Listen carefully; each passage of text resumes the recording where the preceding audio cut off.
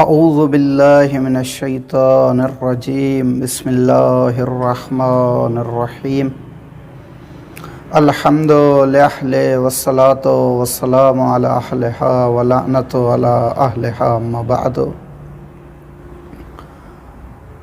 عزیزان محترم، ہمارا جو عنوان ہے وہ تربیت اولاد ہے کہ اولاد کی تربیت کیسے کی جائے۔ ہمارے ہاں اکثر و بیشتر یہ دیکھا جاتا ہے کہ جب بچہ متولد ہوتا ہے تو اس کے بعد اس کے تربیت کے لیے تربیت کرنے کے لیے اور اس کے لیے وظائف کو معین کیا جاتا ہے، لیکن حقیقت میں اگر دیکھا جائے تو ہمارے بچے کی تربیت نہ فقط تولد کے بعد یعنی اس کی ولادت کے بعد، بلکہ بچے کی تربیت جو ہے اس کے یعنی اول روز سے، جب ایک پدر اور مادر آپس میں ملاپ کرتے ہیں اور نطفہ ٹھہراتے ہیں، اسی وقت سے بچے کی تربیت کرنا شروع کر دیں۔ جب اس عنوان سے اس سے بھی پہلے اگر کہوں کہ جب انسان ازدواجی رشتے کے ساتھ منسلک ہوتا ہے تو اسی وقت یہ توجہ رکھنا چاہیے کہ میں یہ جو خاتون اپنے گھر میں لا رہا ہوں، نہ فقط یہ اپنی زوجیت کے عنوان سے کہ یہ میری فقط زوجہ ہے، نہ اس سوچ اور غرض سے نہیں، بلکہ یہ بھی ذہن میں رکھنا ضروری ہے کہ یہ جو خاتون میں اپنے گھر میں لا رہا ہوں، یہ خاتون مستقبل میں میرے بچوں کی والدہ بنے گی، میرے بچوں کی ماں بنے گی۔ تو اسی دن سے اگر یہ تصور ذہن میں رکھا جائے اور اس عنوان سے رشتہ ازدواج کو منتخب کیا جائے اور ایسے اچھی خاتون کا انتخاب کیا جائے جو مستقبل میں ہمارے بچوں کی ماں بننے والی ہے، تو بچوں کی گویا تربیت اسی دن سے شروع ہے۔ اس کے بعد مراحل ہیں۔ جب بچہ دنیا میں متولد ہوتا ہے تو پھر ہمارے لیے کچھ وظائف ہیں، کچھ ذمہ داریاں ہیں ہمارے اوپر۔ سب سے پہلے ہے روایات کی روح سے دیکھا جائے کہ اپنے بچے کا نام اچھا رکھا جائے اور اس کے لیے 7ویں دن مثلا عقیقہ کیا جائے۔ یہ سب مستحبات میں ہیں۔ اس کے بعد جیسے جیسے بچہ رشد کرتا ہے تو اس کی تربیت کے لیے مختلف قوانین کو انتخاب کیا جاتا ہے۔ مثلا روایات میں ہے کہ جب بچہ 4 سال کا بنے تو اس کو آزاد چھوڑیں۔ مثلا کس عنوان سے اس کو آزادی دی جائے؟ کہتے ہیں کہ بچہ جب 4 سال کا بنے تو اس کو مثلا اگر گھر میں کیا پک رہا ہے اور کیا کھانے میں بن رہا ہے تو بچے سے مشورہ کیا جائے، اس کی رائے لی جائے کہ بیٹا آپ نے کیا کھانا ہے۔ جب یہ آپ بچے سے پوچھیں گے، مثلا بازار جا رہے ہیں، اگر بازار میں کوئی لباس خریدنا چاہتے ہیں تو اس میں بچے کی رائے لیں، اس کو آزاد چھوڑیں کہ وہ اپنے لیے لباس خود انتخاب کرے۔ یہ کیوں کہا گیا ہے؟ اس عنوان سے ہمیں بہت سی روایات تاکید کر رہی ہیں۔ کیوں؟ اس لیے کہ یہ بچہ جب چھوٹا ہے اور آپ اس کو یہ فیصلے کرنے کا حق دے رہے ہو تاکہ وہ ایک یعنی فرمان بردار بچہ، اور اس میں یہ توانمندی آ جائے گی کہ وہ فیصلہ کر پائے گا۔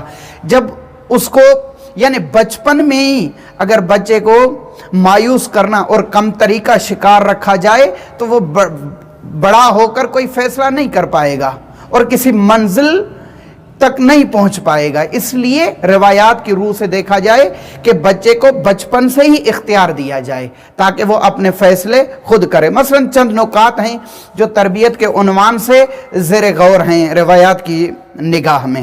مثلا بچوں کو وقت دیں، یہ والدین کی ذمہ داری۔ متاسفانہ ہمارے ہاں بچوں کو وقت شاذ و نادر یعنی جو والدین ہوتے ہیں دیتے ہیں، یعنی کم تر والدین اکثر بیشتر بچوں کو وقت نہیں دیتے۔ مثلا سارا دن باہر رہنا، پھر تھکے ہوئے گھر میں آنا، بچوں کو زیادہ تر اپنے ساتھ مانوس نہیں رکھتے۔ حالانکہ ایسا نہیں ہے، بچوں کو وقت دینا چاہیے اور یہ ضروری چیزوں میں سے ہے۔ اب اس کو آپ وقت دیں، گویا یہ آپ اس کو سکھا رہے ہیں کہ بیٹا میں آپ کو وقت دے رہا ہوں، یعنی آپ ولو چھوٹے ہیں لیکن آپ کی باتوں کو توجہ اور غور سے سن رہا ہوں، یہ چیزیں ان کے ذہن میں بیٹھ جائیں گی۔ آپ آج اس کے اوپر توجہ رکھ رہے ہیں اور اس کو وقت دے رہے ہیں، کل یہی بچہ آپ کو وقت دے گا۔ اس کے علاوہ جو ہے وہ बच्चों को एतमाद बिन नफ्स बनना चाहिए। वो कैसे? वो भी वालिदैन के हाथ में है कि बच्चों को खुद एतमादी दिलाएं, और वो जो बात करें, जो फैसला करें, वो खुद एतमादी के साथ करें। वो खुद एतमादी कब पैदा होती है? जब बच्चे को हक दिया जाए और बच्चे के साथ मोहब्बत की जाए, यानी बच्चे के साथ इश्क और मोहब्बत की रफ्तार चलना जरूरी है। तो ये खुद एतमादी भी बच्चे में ये लाना भी वालिदैन का काम है, पेरेंट्स का काम है। उसके अलावा अगर देखा जाए बच्चों की हौसला अफजाई, अगर कोई बच्चा काम कर रहा है तो उसकी दिल शिकनी नहीं करनी चाहिए, बल्कि उसके लिए कोई चीज लाएं और उसको कोई तोहफे दें कि बच्चा, मसलन कोई बच्चा शुरुआती दिनों में स्कूल जा रहा है, पढ़ने के लिए मदरसे जा रहा है, कुरानी सेंटर में कुरान पढ़ने के लिए जा रहा है, तो जब वो गया है तो अब उसका हौसला अफजाई करें, उसको कोई तोहफा दें, ताकि और उसका ज़ौक़ और शौक़ उस चीज में बढ़ेगा। उसके अलावा बच्चों के सामने, यानी बच्चों की माँ और बाप अच्छे किरदार लाएं। ऐसा ना हो कि कोई ऐसी मजाक, कोई ऐसी हरकत आपस में करें जिसको बच्चा यानी कि पॉजिटिव ले, ऐसा नहीं है। बच्चे के सामने अच्छा और एहतराम के साथ बरखुर्द करना चाहिए। मसलन वालिदैन, माँ है तो अपने शौहर के साथ एहतराम के साथ, इज्जत के साथ, प्यार और मोहब्बत के साथ बोले, बात करे, उसके पेश आए, ये भी बच्चे पर असरात होते हैं। उसके अलावा अगर बाप है तो वो भी बच्चे की माँ के साथ यानी अपनी बीवी के साथ अच्छी बरखुर्द करे, उसके साथ अच्छा बर्ताव करे, उसके साथ अच्छा बोलना और सलीका रखे, ताकि ये चीज़ें बच्चों पर और बच्चों की इन चीज़ों पे तवज्जो होती है। अभी हम देखते हैं कि बच्चे ज़्यादातर, हमें ये देखने में नज़र आता है कि बच्चा इन चीज़ों पे तवज्जो नहीं दे रहा। हकीकत में बच्चा तवज्जो दे रहा होता है, लेकिन बच्चा इन चीज़ों को इस्तेमाल अभी नहीं करता। इस्तेमाल इनका बच्चा जो है वो बाद में, जब उनके ऊपर ये जिम्मेदारियां और ये जिस मरहले में अभी आप गुजर रहे हैं, जब बच्चा खुद इस मरहले पर आएगा तो इन चीज़ों को इस्तेमाल करेगा। उसके अलावा जो है माँ बाप बच्चे को खुश रखें, मसरूर रखें, और ये न फ़कत बच्चे को बल्कि खुद आपस में भी अगर कोई परेशानी है, कोई मुश्किल है, तो उसको बच्चे के साथ सामने शेयर ना करें।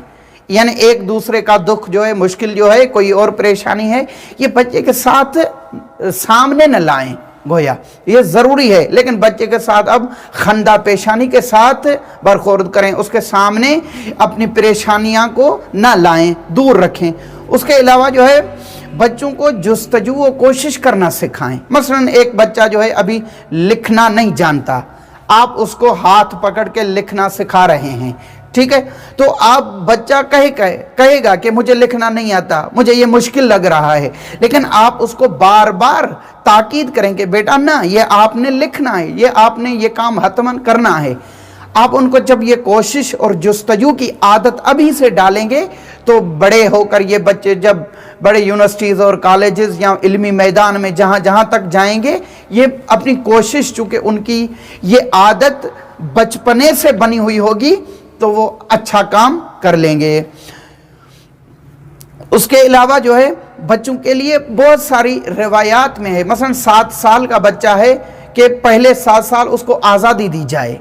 हमारे यहाँ कोई बच्चा मसलन हरकत करता है, कोई नुकसान वाला काम कर देता है, तो हम उसको डांटते हैं, लेकिन ये डांटना नहीं चाहिए। हाँ, इज्जत व एहतराम और खुश असलूबी के साथ उसको समझाएं कि बेटा ये काम आपके लिए अच्छा है, ये काम आपके लिए बुरा है, न कि उसके साथ यानी सख्ती करें और सख्ती से पेश आएं। ये सख्ती आप तो वक्ती तौर पे यानी अपना फ़ायदा समझकर बच्चे को उस चीज़ से रोक लेंगे, लेकिन ये हमेशा ये सख्ती बच्चे के दिमाग पर दबाव बन जाएगी और ये प्रेशर बच्चे के लिए मुफीद नहीं, बल्कि ये मुश्किलात दरपेश आएंगी बच्चे के लिए। तो लिहाजा इन चीज़ों को अपने बच्चे के साथ यानी अच्छी बरखुर्द करना, उनके साथ अच्छा रवैया रखना, और बिलखुसूस फितरी आदत है कि जब बच्चा छोटा होता है तो उसको मोहब्बत की ज़रूरत होती है, اور محبت اس سے سب سے زیادہ کون کرتے ہیں؟ والدین ہی کرتے ہیں۔ تو بچہ اپنے لیے سب سے زیادہ خیر خواہ فقط اپنے والدین کو ہی سمجھتا ہے۔ تو جس طرح والدین اپنے بچے سے ماں اور باپ محبت کرتے ہیں اور محبت سے پیش آتے ہیں، تو اس کے جواب میں بچہ بھی اتنی ہی محبت اپنے والدین سے کرتا ہے، یعنی یہ فطری عمل ہے۔ تو لہٰذا اس عمل میں بھی ہمیں کوتاہی نہیں کرنی چاہیے۔ مثلا بچے کو، اور اگر 2 بچے ہیں تو ہمیں کیسے برخورد کرنا چاہیے؟ یہ نہیں ہے کہ ہم ایک کو اہمیت دیں دوسرے کو نہیں، ایسا ہرگز نہیں کرنا چاہیے۔ اگر 2 بچے ہیں میرے تو میں نے دونوں بچوں کو ایک ساتھ رکھنا ہے۔ جو چیز ایک بچے کو دے رہا ہوں، اگر دوسرے کی بھی خواہش ہے سیم اسی کو بھی وہی چیز دوں، تاکہ ایک دوسرے کے حوالے سے بچوں کے درمیان کمتری اور یعنی ایک سے مثلا زیادہ محبت کرنا، دوسرے کے لیے کم محبت کرنا، یہ چیز، ان چیزوں کا اندیشہ بھی بچے کے دماغ میں نہ آئے، بچے کے ذہن میں نہ آئے۔ اور 2 بچے ہیں تو دونوں کو برابر حقوق دینے ہیں۔ شرعی حوالے سے بھی ہمارے اوپر واجب ہے کہ 2 ہیں 4 ہیں، جتنے بچے ہیں خدا نے دیے ہیں تو ان کو برابر حقوق دیے جائیں، لیکن بطور خاص چھوٹے بچوں پر توجہ رکھی جائے اور ان کو برابر کے حقوق دیے جائیں۔ اگر ایک کو میں گود میں لیتا ہوں تو بچے دوسرے کا میرے اوپر حق ہے، تو میں دوسرے بچے کو بھی اپنی گود میں اٹھاؤں۔ یہ تمام چیزیں بنیادی ہیں جو ضروری ہیں بچوں کے لیے۔ والسلام علیکم ورحمۃ اللہ وبرکاتہ۔